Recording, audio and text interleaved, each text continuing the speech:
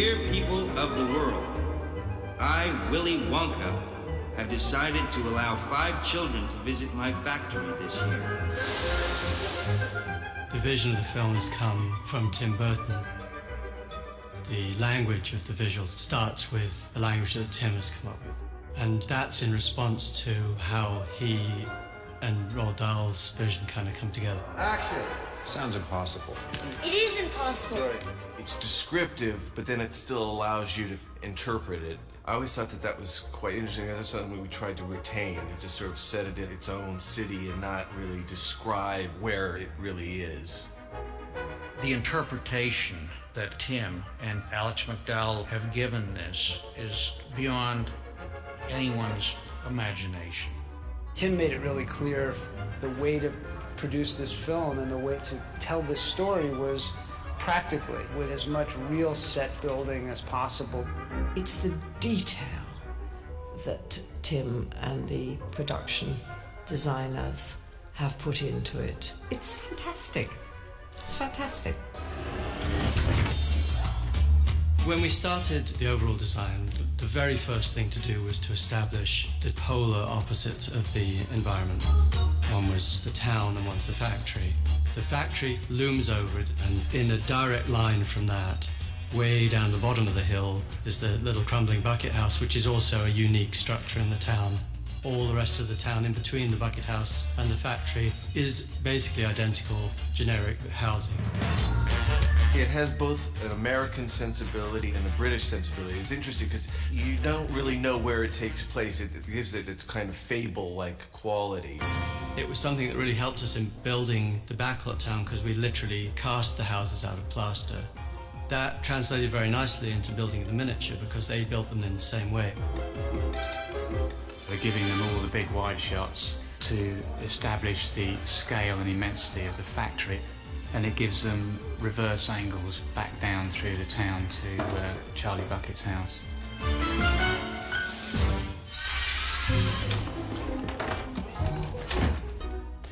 Evening, Buckets. Evening. Hi, Dad.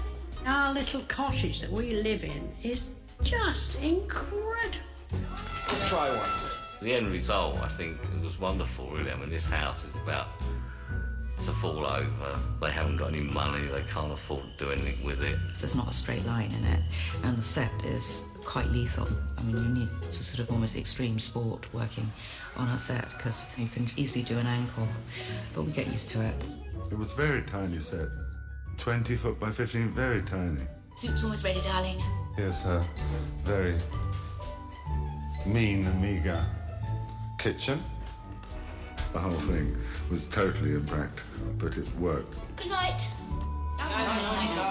Part of the beauty in the book is the texture, feeling of sort of deprivation, and then going to this amazing chocolate factory. Who are you? He's Willy Wonka. Really? If I ask people, well, what does Willy Wonka look like? They go, well, he's got a purple coat or he wears a top hat. But, you know, it's a bit vague, and I kept wondering myself, like, well, how important is that? Willy Wonka is a personage fantastic.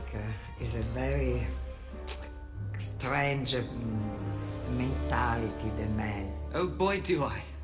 Willy Wonka's outfit was taken in part from the iconic image from the Roald Dahl books of a frock coat and a top hat, which is something that Tim wanted to keep and Gabriella wanted to keep.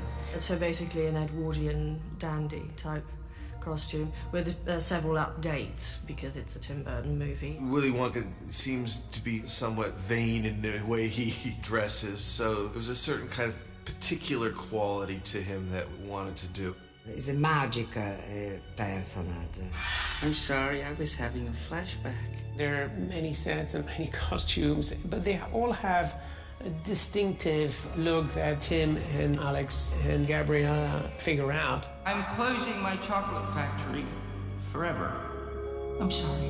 One of the things that we wanted to do was contrast the exterior factory, the town, black and white color scheme. Do you remember in The Wizard of Oz when it's like black and white and then you go into color? It's an amazing moment.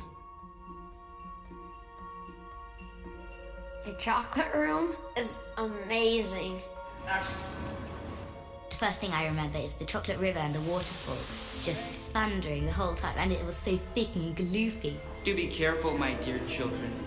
Don't lose your heads. Well, the first thing that hit me when I went into the chocolate one was the vastness of it. We built the chocolate waterfall river set on the James Bond stage. I'm sure visitors that thought, what kind of a James Bond movie is this? This set is almost all made of foam blocks built up on wooden platforms, but the entire surface is foam. It's as if we were inside a giant ice cream tub where machines can scoop out spherical dish spaces, and there we'd reveal chocolate. It was so cool, this huge chocolate river and these big candy trees with lollipops on them. We actually have a confectioner who's making sugar grass. We'll be able to go in close and see the kids pluck it and eat it. Chocolate room, I got to eat this big mushroom. It was a marshmallow tree, I think. Lots of cream, and it dripped down my face, but it was fun to do, yeah. Ew. When Wonka takes them through the Chocolate River ride and through the tunnels, you, as the audience, are going on with the kids, unsure where he's going to stop. The factory itself is like walking through Wonka's brain. Complicated, strange, fun, disturbing, outrageous, you know.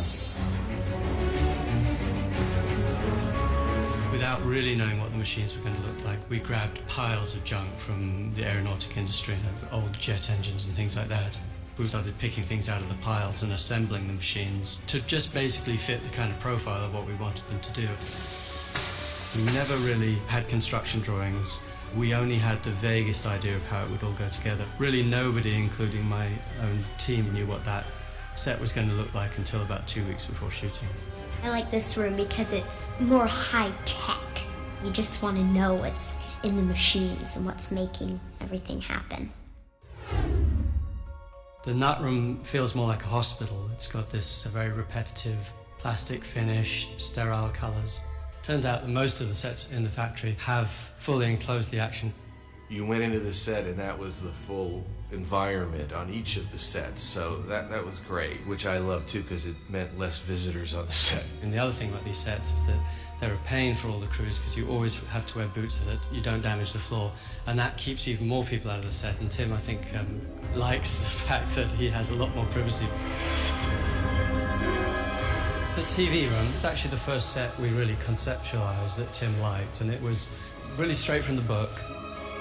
The thing that this set is great for is showing the scale of the Oompa Loompas, and this little prop that I particularly like is a Wonka Oompa telephone, so that you have both scales. First off, Acoustics in there were fantastic. You could stand on one side of the room and whisper to someone, and someone on the far side of the set would say, "Pardon?"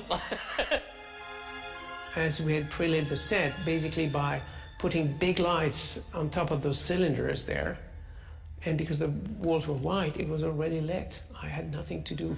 Bring in the chocolate. When I went to Pinewood and saw the whole of the Pinewood lot covered in Wonka, I knew if Ron had seen that, he would have just said, this is what I had in my mind. It's a treat just to walk around it, to behold the scope and the scale of this. In any film, you try and give the audience a unique world to inhabit. That, in the end, is what matters, I think. I mean, we can have all the fun we want with these challenges and logistic issues and design issues, but if the film is this classic enveloping environment, then that's what the audience has to look forward to, hopefully, in this film.